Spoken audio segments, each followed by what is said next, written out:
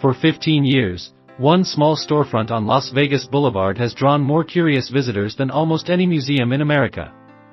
It survived the death of the man who built it, a family in the public eye, legal trouble involving one of its most famous faces, and years of speculation about whether it could keep going once the cameras stopped rolling. In 2026, the world-famous gold-silver pawn shop is still standing, but what's actually happening inside it right now is very different from the picture most fans still carry in their heads. This is the real story, not the rumor. Long before Pawn Stars existed, the gold-silver pawn shop was just a small business trying to survive in Las Vegas. Rick Harrison opened the store in 1988, with support from his Navy veteran father, Richard "Old Man" Harrison. There was no reality show, no camera crew, no tourist line stretching down the block, just a young man learning how to evaluate everything from jewelry to firearms to rare collectibles, one transaction at a time. That slow, unglamorous groundwork mattered. When History Channel launched Pawn Stars in 2009, the show didn't need to invent drama. The shop already had decades of real expertise behind the counter. Rick's encyclopedic knowledge of historical items, paired with the family chemistry between him, his father, his son Corey, and family friend Austin "Chumlee" Russell, turned an ordinary pawn shop into one of cable television's biggest hits. The family behind the counter. Much of the show's appeal never came from the merchandise. It came from the people. Rick Harrison served as the steady, deal-making center of the business. His father, the "Old Man," brought decades of hard-earned wisdom and a blunt, no-nonsense presence that became a fan favorite. Corey Harrison, Rick's son, grew from a young employee into a central figure running day-to-day operations. Chumlee meanwhile, became the show's comic relief, but also, over time, a savvy businessman in his own right, eventually building a retail brand around his own name. That family dynamic wasn't without real strain. The show's fame brought scrutiny that an ordinary family business never has to face. Chumlee faced serious legal trouble in 2016 after a police search of his home led to weapons and drug charges. The case was ultimately resolved with a guilty plea to a lesser charge and no jail time. The old man's health declined in the years that followed, and he passed away in 2018 after a battle with Parkinson's disease. For a show built around a real family, these weren't storylines. They were the actual costs of a life lived under constant public attention. The rumors of 2026. Earlier this year, a wave of online videos and social posts claimed the gold-silver pawn shop was being quietly demolished, framing it as the secret end of an era. These claims spread quickly because they fit a familiar narrative: beloved local business, aging owner, changing city, sudden closure. It's the kind of story that gets clicks, but it isn't what the evidence shows. Reporting from mid-2026, including a televised walkthrough of the shop by ABC News in late June and ongoing local Las Vegas coverage, shows a fully operating store, open 7 days a week, its shelves stocked, its famous pawn window still running 24 hours a day. The shop's own website continues to promote in-person meet-and-greet events with Rick Harrison, new inventory drops, and merchandise sales well into the summer of 2026.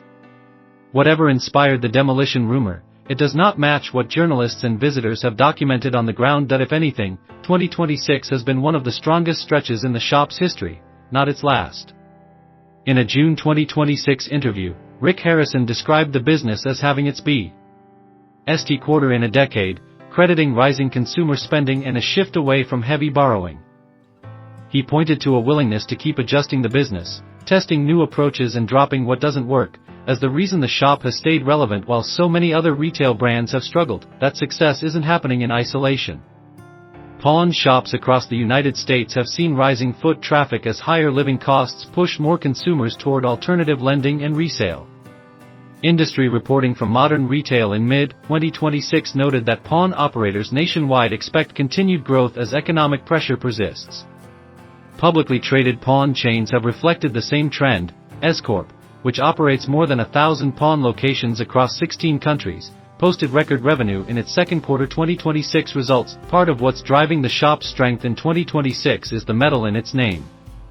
Gold prices have surged dramatically, with major financial institutions forecasting continued gains into 2027 amid global economic uncertainty and central banks expanding their gold reserves. Harrison has spoken publicly about why he believes the metal keeps drawing buyers back. pointing to gold's multi-thousand-year track record compared to paper currencies, and to major economies actively building up their reserves. Silver has told an even more dramatic story. In February 2026, Harrison warned publicly about a growing structural shortage, explaining that silver's unmatched electrical conductivity has made it essential for data centers, electric vehicles, and solar technology, industries that didn't exist at meaningful scale when the shop first opened its doors.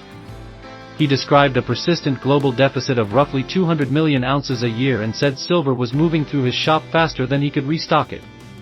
Silver prices broke through the symbolically important $100 an ounce mark for the first time in early 2026, before pulling back and stabilizing at historically high levels, a swing Harrison attributed partly to rising trading costs on exchanges, not a loss of underlying demand. It hasn't been an uninterrupted success story. Harrison has also been candid about a broader slowdown affecting Las Vegas tourism through parts of 2025 and into 2026, a trend he's linked to the fading of pandemic-era spending, a significant drop in Canadian visitors, and pricing on the Strip that he believes has pushed some travelers away. As someone whose customer base depends heavily on tourist foot traffic, Harrison has been unusually direct in interviews about the pressure this has put on Las Vegas businesses more broadly, even while his own shop has continued to post strong numbers. That contrast is worth sitting with, a shop thriving on record precious metals demand, sitting inside a tourism economy that's been softer than it used to be. It's a more complicated picture than either the shop is dying rumors or a simple good news story would suggest, and it's a more honest one. For fans worried that the television side of the franchise might be quietly winding down, the evidence points the opposite direction. As of early 2026, History Channel had officially renewed Pawn Stars to continue into the 2026 to 2027 season, keeping it a flagship program on the network 16 years after its debut. The current production schedule mixes traditional shop-based episodes filmed in Las Vegas with the Pawn Stars Do America travel format, sending the cast to different cities to hunt for regional collectibles. Rick Harrison, Corey Harrison, and Chumlee remain the core cast, backed by a rotating group of outside experts brought in for specialized appraisals. So what is the real, shocking truth behind the shop in 2026? It isn't demolition, and it isn't decline. It's transformation. The gold-silver pawn shop that Rick Harrison opened in 1988 with his father's help has evolved into something closer to a hybrid business, part working pawn shop, part tourist landmark, part e-commerce retailer shipping collectibles and rock and roll memorabilia across the country, part precious metals dealer riding one of the biggest gold and silver rallies in decades. The family at the center of it has weathered real loss and real legal trouble in full public view, and kept the business running anyway. The version of the shop fans see today looks different from the one that first appeared on cable television in 2009, busier in some ways, more specialized in others, still built around the same instinct that started it all: know the value of what's in front of you, and be willing to change how you sell it. 16 years after Pawn Stars first put a small Las Vegas storefront on the map, that instinct is still what's keeping the lights on.